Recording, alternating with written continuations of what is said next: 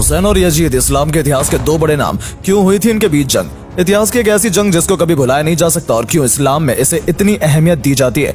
आइए जानते हैं यजीद और हुसैन के पीछे की छुपी हुई कहानी शुरू से लेकर आखिर तक। बस बने रहिएगा हमारे साथ वीडियो के एंड तक। दोस्तों, अल्लाह ने अपनी सबसे प्यारी मखलूक यानी कि हम सबको हक का रास्ता दिखाने के लिए अलग अलग वक्त पे अलग अलग नबियों को दुनिया में भेजा ताकि वो लोग इंसानों में शांति और मोहब्बत पैदा कर सके, उन्हें राह हक दिखा सके। और आखिर में अल्लाह ने अपने महबूब हजरत मोहम्मद मुस्तफा सल्लल्लाहु अलैहि वसल्लम को भेजने के बाद यह हुक्म दिया कि ये मेरा आखिरी नबी है। लेकिन दोस्तों, अल्लाह के प्यारे रसूल के इस दुनिया से पर्दा फरमा जाने के बाद अभी इस्लाम का बोलबाला हुआ ही था कि एक जालिम बादशाह ने अपनी आवाज बुलंद कर ली और कहने लगा कि कोई खुदा नहीं है और ना ही उसका कोई नबी है, ना कुरान और ना ही कोई दीन है। वो तख्त पर बैठकर शराब पीता था, जीना करता था, उसकी दौलत और लाखों की फौज के सामने तमाम मुसलमान खामोश रहते थे। लेकिन अल्लाह के रसूल के प्यारे नवासे हुसैन इब्न अली खड़े होकर ये कहने लगे कि मैं गवाह हूँ कि मेरा नाना अल्लाह का रसूल है। कुरान अल्लाह की तरफ से जमीन पर आया है ताकि गरीबी और अमीरों को मिटाया जा सके। अल्लाह के नजदीक दौलत नहीं ईमान देखा जाता है। ये सुनकर लोगों ने कहा कि यजीद के पास लाखों की फौज है, उसके पास इतना सोना है कि वो दुनिया को खरीद सकता है।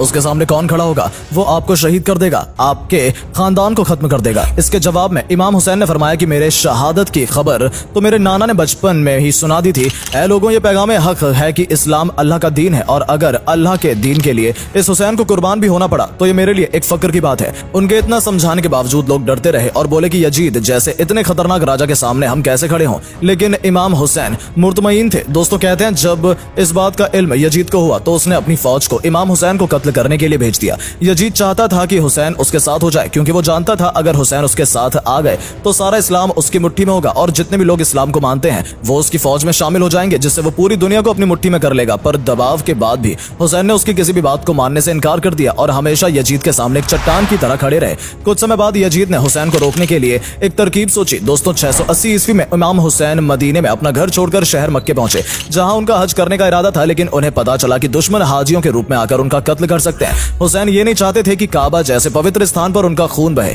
फिर इमाम हुसैन ने हज का इरादा बदल दिया। कूफे के कुछ लोग आपको खत लिखते रहे कि ए नवासे रसूल, हम भी ये मानते हैं कि आपका नाना अल्लाह का रसूल है, लेकिन ये वक्त का बादशाह हम पे जुल्म करता है, हमारी मदद फरमाए। तारीख में मिलता है कि जब कूफे से हजारों खत इमाम हुसैन तक पहुंचने लगे तो आपने हालात को समझने के लिए अपने भाई हजरत मुस्लिम बिन वकील को कहकर कूफा भेजा कि जाओ और जाकर वहां कर हालात मालूम करो। कहते हैं जब हजरत वकील कूफा पहुंचे तो वहां के लोगों ने बड़े एहतराम के साथ आपका इस्तकबाल किया। ये देखकर हजरत वकील ने इमाम हुसैन के नाम रख खत रवाना किया जिसमें उन्होंने लिखा कि यहाँ के हालात बिल्कुल दुरुस्त हैं और आप जल्द से जल्द कूफा तशरीफ ले आए। वहीं जब ये बात यजीद को पता चली तो यजीद ने उन लोगों को धमकियां दी और मालो दौलत का लालच दिया। यजीद की धमकियों और दौलत से वो लोग अपनी बात से मुकर गए। जो लोग कभी हजरत वकील को इतना माना करते थे उन्हीं लोगों ने मिलकर हजरत वकील को शहीद कर दिया। इसी बीच वो खत भी इमाम हुसैन तक पहुंच गया और खत मिलते ही इमाम हुसैन अपने लोगों के साथ कूफे रवाना हो गए। पहुंचे यजीद को जब यह मालूम हुआ तो उन्होंने इमाम हुसैन और उनके खानदान का रास्ता रोक लिया और उन्हें करबला ले आ गया।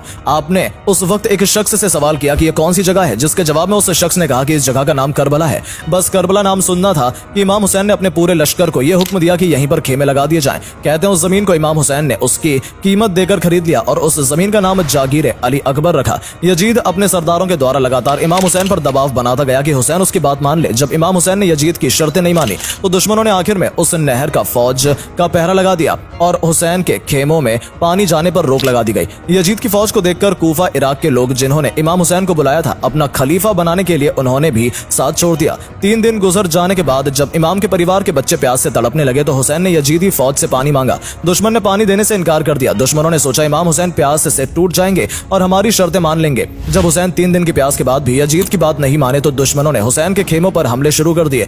इसके बाद इमाम हुसैन ने दुश्मनों से एक रात का समय मांगा और उस पूरी रात इमाम हुसैन और उसके परिवार ने अल्लाह की इबादत की और दुआ मांगते रहे कि मेरा परिवार, मेरे दोस्त चाहे शहीद हो जाए लेकिन अल्लाह का दीन इस्लाम जो नाना मोहम्मद सल्लल्लाहु अलैहि वसल्लम लेकर आए थे वो बचा रहे। यजीद ने इमाम हुसैन से अपनी उम्मत के सामने सिर झुकाने को कहा पर उन्होंने ऐसा नहीं किया। इसके बाद 9 मुहर्रम की रात इमाम हुसैन ने अपनी जगह की रोशनी बुझा दी और अपने सभी साथियों से कहा कि मैं किसी के साथियों को अपने साथियों से ज्यादा वफादार और बेहतर नहीं समझता। कत्ल के दिन लेकिन हमारा दुश्मनों से मुकाबला है। उधर लाखों की तादाद वाली फौज है, तीर है, तलवार है और जंग के सभी हथियार हैं। उनसे मुकाबला मतलब कि जान का बचना बहुत ही मुश्किल है। मैं तुम सबको बाखूबी इजाजत देता हूँ कि तुम सब यहाँ से चले जाओ, मुझे तुमसे कोई शिकायत नहीं होगी। यजीद और उनके लोग सिर्फ मेरे खून के प्यासे हैं। यजीद की फौज उन लोगों को कुछ नहीं कहेगी जो मेरे साथ छोड़कर जाना चाहेंगे। कुछ देर बाद रोशनी फिर से कर दी गई, लेकिन इमाम हुसैन के एक भी साथी उनके पास से हिले तक नहीं। 10 अक्टूबर 680 ईस्वी को सुबह नमाज के समय से ही जंग छिड़ गई। जंग तो कहना ठीक ना होगा, क्योंकि एक और लाखों की फौज थी, दूसरी तरफ 72 सदस्यों का परिवार और उनमें कुछ मर्द। लेकिन इतिहासकार जंग ही लिखते हैं। वैसे इमाम हुसैन के साथ केवल 75 या 80 मर्द थे, जिसमें से 6 महीने से लेकर 13 साल के बच्चे तक भी शामिल थे।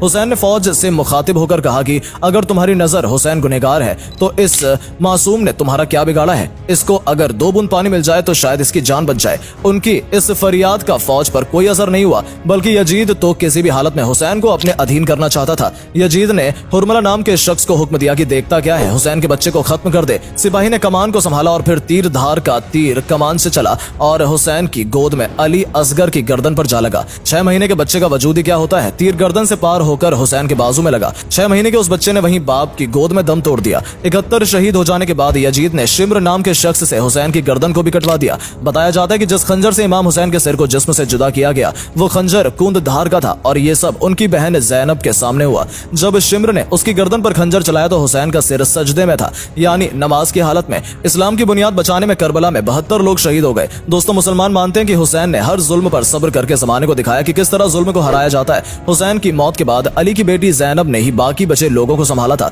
क्योंकि मर्दों में जो हुसैन के बेटे जैनुल आबिदीन जिंदा बचे थे वो बेहद बीमार थे। यजीद ने सभी को अपना कैदी बनाकर जेल में डलवा दिया था। मुस्लिम मानते हैं कि यजीद ने अपनी सत्ता को कायम करने के लिए हुसैन पर जुल्म किए थे। इन्हीं की याद में शिया मुस्लिम मुहर्रम और मातम करते हैं और अश्क बहाते हैं। हुसैन ने कहा था, जिल्लत की जिंदगी से इज्जत की मौत बेहतर